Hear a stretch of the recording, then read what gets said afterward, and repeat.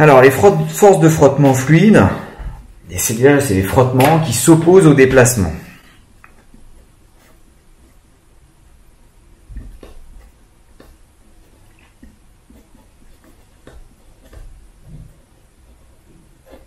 Ça ne veut pas dire que ça n'aura pas un effet global qui peut vous mettre dans le sens du déplacement. Par exemple, un nageur, il va utiliser ses forces de frottement fluide pour avancer dans l'eau, mais il essaye de maximiser les frottements au niveau de ses mains qui vont vers l'arrière. Et donc la force de frottement s'oppose au déplacement des mains et donc forme une force vers l'avant qui vraisemblablement, pour qu'il puisse avancer, va être supérieur en norme à la force de frottement que le reste du corps est en train d'expérimenter. Mais globalement, ça s'oppose au déplacement, donc c'est collinaire au vecteur vitesse, mais dans le sens opposé. Et la norme que vous allez avoir pour ces forces va en règle générale dépendre de la vitesse. Du coup, vous allez avoir une expression globale de votre force de frottement qui va s'écrire en moins quelque chose fois la vitesse. Et le quelque chose en question, c'est un facteur qui va dépendre, on va peut-être pas le noter K, le noter un grand K comme ça, un facteur qui va dépendre de la vitesse. Là encore, hein, ce cas n'a rien à voir avec la constante de raideur qui serait ici. Mais ce qui est important, c'est que ça va être opposé au mouvement. Alors vous allez avoir deux types de déplacements. Si vous avez un mouvement plutôt lent dépend de ce qu'on appelle lent, mais c'est de l'ordre de 0,1 à 1 mètre par seconde, dans des fluides habituels, par exemple la chute d'une goutte d'eau qui constitue un brouillard, ça va être un déplacement qui va être lent, une bille dans de l'eau, en règle générale ça va être lent, sauf si vous êtes en train de tirer à la Kalachnikov dans de l'eau, auquel cas les frottements risquent d'être un petit peu plus importants. Donc quand vous avez votre frottement, à ce moment-là, c'est simplement, il y a une simple proportionnalité à la vitesse, vous allez avoir une force qui va s'écrire moins alpha fois V. Donc ça, c'est les frottements qu'on appelle les frottements linéaires. Et pour des déplacements, mouvements plus rapides, donc de 10 à 100 mètres par seconde, après il va falloir faire des modèles un petit peu plus particuliers. La force de frottement va être ce qu'on appelle quadratique, parce que elle va être proportionnelle à la norme de la vitesse au carré. Celle-ci est proportionnelle, la norme de F est proportionnelle à la norme de la vitesse. Donc, si on prend des mouvements rapides, on va avoir du moins bêta, la norme de V, fois le vecteur V. Hein, ça, c'est la norme du vecteur V. Et donc, si on regarde la norme de F, c'est la valeur absolue de ce qui est devant. Bien sûr, bêta, il est positif, alpha aussi, et donc ça va être bêta fois la norme de V fois la norme de V, donc fois la norme de V au carré. Donc ça va être ce qu'on appelle des frottements quadratiques, donc mouvement lent. On a des frottements qui sont linéaires en la vitesse, et mouvement plus rapide, des frottements quadratiques en la vitesse. Bien sûr, il y a moyen de s'imaginer des trucs plus compliqués, mais globalement, on va prendre, selon que vous êtes en train de vous déplacer rapidement ou pas, un modèle ou l'autre modèle, avec, vous voyez, une zone grise entre les deux, entre 1 et 10 mètres par seconde, où va falloir choisir l'un ou l'autre, ou alors va falloir essayer de faire le lien entre les deux, par exemple avoir un coefficient K là qui est constant au départ, et puis à mesure que la vitesse augmente peut devenir linéaire en la vitesse, quelque chose comme ça. Bon, comme d'habitude, on a notre petit platane.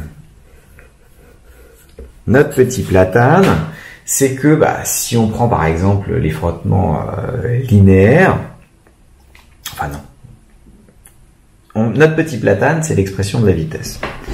La vitesse s'écrit, par exemple, si vous avez un seul axe de déplacement, si on a juste un déplacement suivant Z, qu'on monte ou qu'on descende, la vitesse s'écrit toujours Z.EZ. Vous voyez que là, je n'ai pas besoin de dire dans quel sens je suis en train de me déplacer.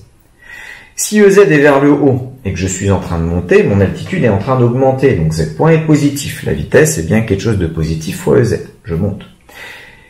J'ai toujours mon Z vers le haut, mais je suis en train de descendre. Si je descends, mon altitude Z diminue. Si l'altitude Z diminue, ça veut dire que le Z point est négatif.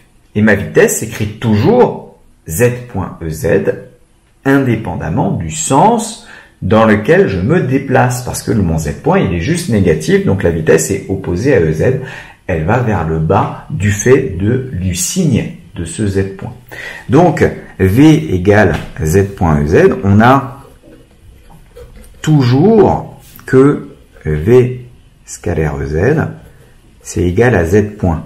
Que l'on monte ou que l'on descende. Qu'on ait choisi de mettre Z vers le haut ou qu'on ait choisi de mettre Z vers le bas. Parce que la définition du Z va changer. Si vous mettez Z vers le bas, Z augmente quand vous êtes en train de descendre. Et quand on est en train de descendre, si Z augmente, Z point est positif, vous avez bien la vitesse est vers le bas à ce niveau-là.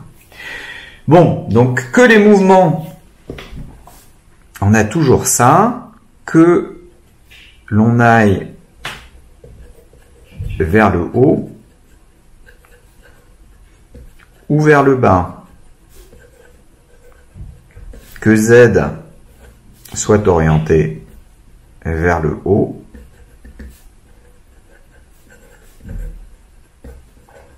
ou vers le bas.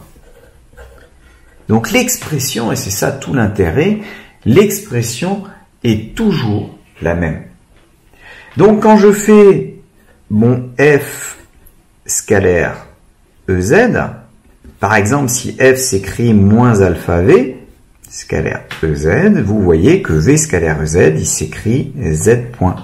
Donc ça s'écrit toujours moins alpha Z point. Je n'ai pas besoin de réfléchir à savoir si je vais vers le haut ou si je vais vers le bas. Donc ça c'est le F linéaire. Si je prends le F quadratique, scalaire EZ, c'est pareil, ça s'écrit moins bêta VV. Ça c'est mon F quadratique scalaire EZ. Donc ça s'écrit moins bêta, la norme de V, ça c'est bien la norme de V qui est positive, fois Z point, qui lui peut être positif ou négatif. Donc j'aurai l'un ou l'autre, en fonction que je monte ou que je descende, mais dans mon expression, c'est toujours la même chose. Donc j'ai pas besoin de m'embêter à connaître le signe, à connaître le sens de déplacement pour pouvoir faire ma projection. Si je l'exprime en fonction de Z point, ça s'exprimera toujours de la même manière. Allez, on va terminer avec les forces de frottement solides. Force de frottement solide. Et c'est ce qu'on appelle les lois de Coulomb, qu'il faut que vous connaissiez pour pouvoir faire des petits exemples qu'on verra à la fin de ce chapitre. Donc c'est les lois de Coulomb.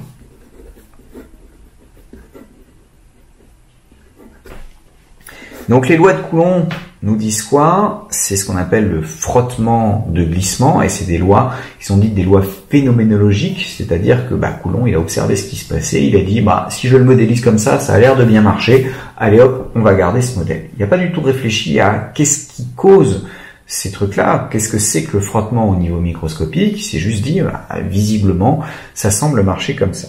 Alors, ça semble marcher comment? Quand vous prenez un système, vous allez avoir une réaction du support qui va être normalement dans un certain sens.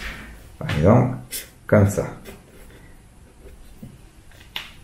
Parce que si vous avez votre masse sur un plan incliné, elle va vouloir glisser, mais il y a une seule autre force qui s'exerce outre la réaction du support, c'est le poids. Donc si la masse doit être à l'équilibre, il faut que le poids soit compensé par la réaction du support. Cette réaction du support, je vais pouvoir la projeter en deux composantes. Une composante comme ça, qu'on va appeler la réaction normale, et une composante horizontale, qu'on va appeler la réaction tangentielle. On va noter ça tau. Alors taux ici, ce ne sera pas un temps, c'est juste pour tangentiel, et c'est parce qu'on avait déjà les tensions qui nous embêtaient, donc on va essayer de mettre une autre notation. Donc N, c'est ce qu'on appelle la réaction normale, normale dans le sens perpendiculaire à, et taux, c'est ce qu'on appelle la réaction tangentielle, parce qu'elle est tangente à la surface. Notez que R, que j'ai mis ici en vert, s'écrit comme la somme de N et de taux. Ça veut dire que dans un exercice, si jamais dans l'inventaire des forces, vous dites, bah voilà, j'ai une réaction normale, j'ai une réaction tangentielle, il ne faut pas compter la réaction totale en plus. Soit vous raisonnez sur les deux et vous les séparez tout de suite, soit vous raisonnez sur la réaction totale. Mais on ne peut pas faire les deux à la fois. Donc en règle générale, ce qu'on va faire, c'est qu'on va tout de suite le séparer dans l'inventaire pour avoir la réaction normale et la réaction tangentielle. La réaction tangentielle étant responsable des mouvements, des frottements. Donc c'est elle qui s'oppose au mouvement potentiel, puisque vous voyez que s'il n'y avait pas de frottement, votre masse serait en train de glisser le long de ce plan incliné. Et donc, qu'est-ce que disent les lois de Coulomb? Coulomb, il a dit, ce que je vais voir, c'est que j'ai deux cas.